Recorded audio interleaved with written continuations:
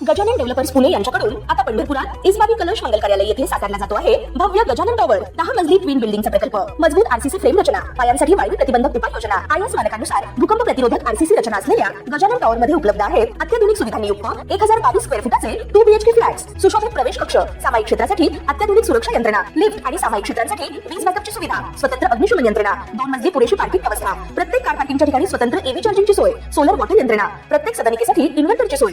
इस्बाबी कलश मंगल कार्यालय शेजारी साकारल्या जात असणाऱ्या गजानन टॉवर मध्ये आजच आपल्या हक्काचा आणि आधुनिक सुविधांनी परिपूर्ण अलिशान फ्रीसाठी संपर्क क्रमांक 76 सुट्ट्या असल्याने आनंदात मामाच्या गावाला निघालेल्या भावंडांना वाटेतच काळाने गाठलं। नीरा मोरगाव राज्यमार्गावरील चौधरवाडी फाटा परिसरात भीषण अपघात झाला। यामध्ये 2 सख्या बहिणींचा जागीच मृत्यू झाला। सेजल ज्ञानेश्वर बोर्डे वय वर्ष 17 आणि अक्षरा ज्ञानेश्वर बोर्डे वय वर्ष 15 अशी मृत बहिणींची नावे आहेत। तर लहान भाऊ पवन वय वर्ष 12 हा गंभीर जखमी असून त्याच्यावर उपचार सुरू आहेत।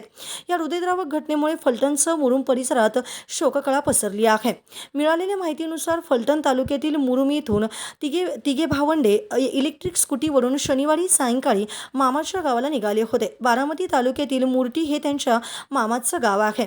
नीरा मोरगाव राज्यमार्गावर चौधरी फाटा येथे आले असता त्यांची स्कूटी आणि आयसर टेम्पो यांची समोरासमोर धडक झाली। अपघात इतका भीषण होता की स्कूटीचा अक्षरशः चक्काचूर झाला होता। अपघातानंतर टेम्पोने स्कूटीला काही अंतरापर्यंत फडफडत नेलं, त्यामुळे दुर्घटनेची तीव्रता वाढली आणि सेजल व अक्षर या दोघींचा जागीच मृत्यू झाला।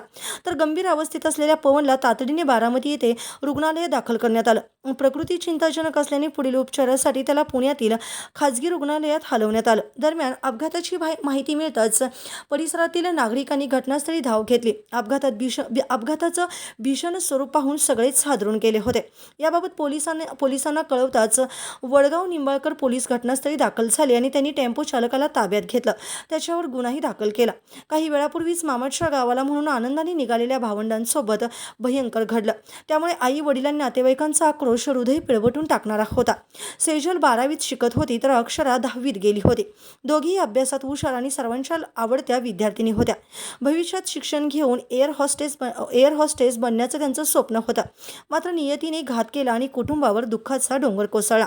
पवन देखील यंदा 7वीत गेला असून त्याच्यावर पुण्यातील रुग्णालयात उपचार सुरू आहेत। ताज्या घडामोडी पाहण्यासाठी आमच्या YouTube चॅनलवरील PVR म्हणजेच पंढरी वार्ता या न्यूजला सबस्क्राईब करा आणि शेजारील बेल आयकॉनवर क्लिक करा।